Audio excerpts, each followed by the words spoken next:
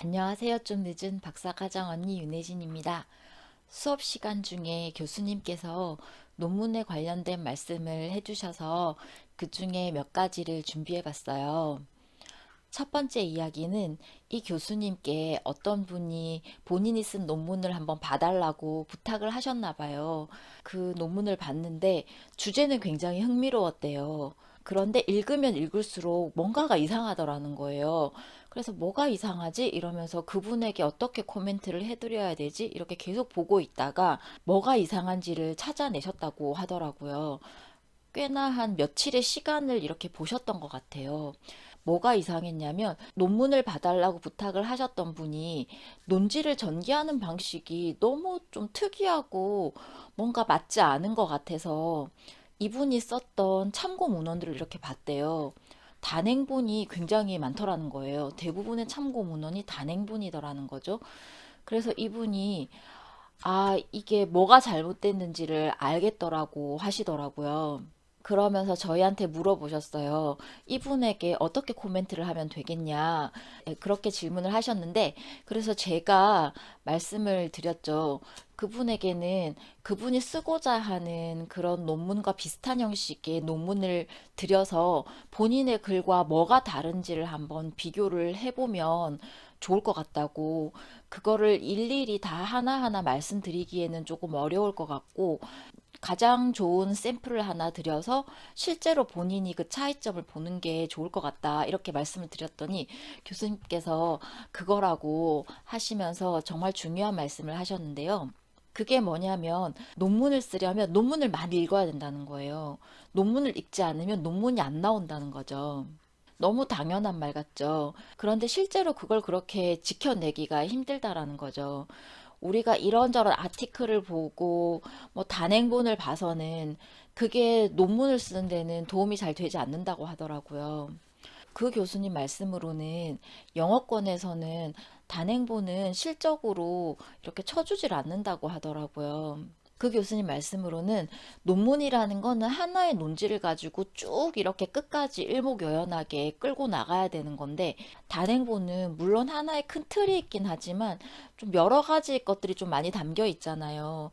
그리고 논문은 어떤 논문을 위한 어떤 형식이 있는데 단행본 같은 경우에는 그런 형식적인 면에서도 좀 자유로운 면이 있고요.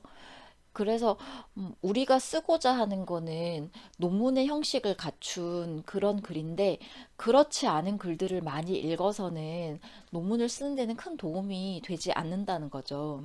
논문이라는 게 처음 읽는 거는 좀 사실 어렵고 익숙하지 않지만 그것도 자꾸 보다 보면 논문 보는 눈이 생기는 거잖아요. 그게 다 이렇게 훈련의 과정이거든요. 그래서 첫 번째 말씀드렸던 논문을 쓰려면 논문을 많이 읽어야 한다. 논문을 읽지 않으면 논문이 나오지가 않는다. 이 부분을 잘 좀 이렇게 깊이 새기셨으면 좋겠습니다. 두 번째는 논문을 쓰실 때 논문의 가제목을 의문형으로 한번 해보라고 하시더라고요. 그렇게 논문의 가제목을 의문형으로 했을 때 논지가 잘 흐려지지 않는다고 말씀을 하셨는데요. 저는 이 말씀을 어떻게 이해를 했냐면 논문의 가제목을 의문형으로 하라. 이거는 어떻게 보면 내가 논문을 쓰고자 하는 최초의 의문이다라고 할 수 있을 거고요. 내가 하고자 하는 그 연구에 대한 연구 질문이다라고 보여지더라고요. 그래서 앞전에 제가 논문을 쓸 때 질문에 대한 이야기를 몇 번 드렸었는데요.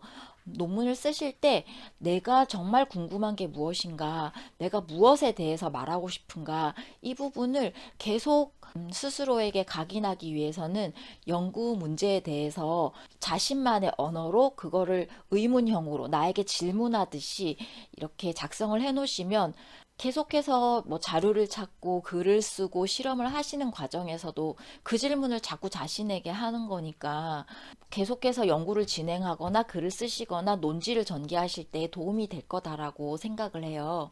그래서 두 번째 드리는 말씀은 요약하자면 이렇게 되는 거죠.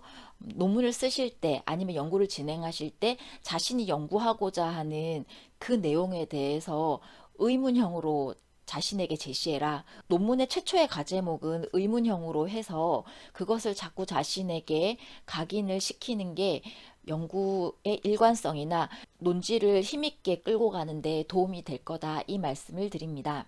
교수님께서 해주신 몇 가지 말씀이 더 있는데 이건 정리해서 다음 영상에 말씀을 드리도록 하겠습니다. 오늘도 일하시면서 공부하시느라 굉장히 수고가 많으셨고요. 여러분의 대학원 생활을 응원합니다. 오늘도 제 말씀 들어주셔서 고맙습니다.